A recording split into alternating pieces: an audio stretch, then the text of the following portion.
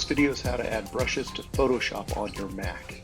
First, you need a folder of brushes. You can download free brushes from the internet. You can create your own brushes in Photoshop, but I have a folder already created for brushes. So I'm going to go to that folder, and it's here called brushes, and I already have a collection of brushes. When I double click on it, and here's all the brushes. So what I need to do is add these to Photoshop.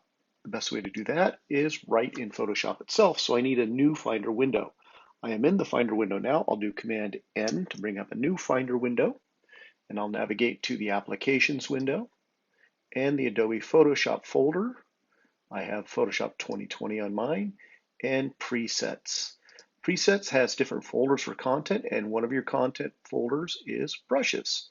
When I click on that, these are the only two brushes I have. A set of legacy brushes, which comes with your computers with Photoshop, and a converted one with presets.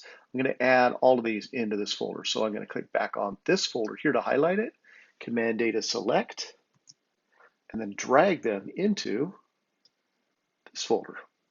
That's coming from an external hard drive to an internal hard drive, and it asks I have to authenticate it. So I have to authenticate, preparing brushes, preparing the copy, and I will put my passcode in. Don't look, kids. And click OK, and that's going to authorize it to install. And now it copies all those brushes into Photoshop. So the next time I open Photoshop and I want to use brushes, I have a huge selection of brushes to choose from.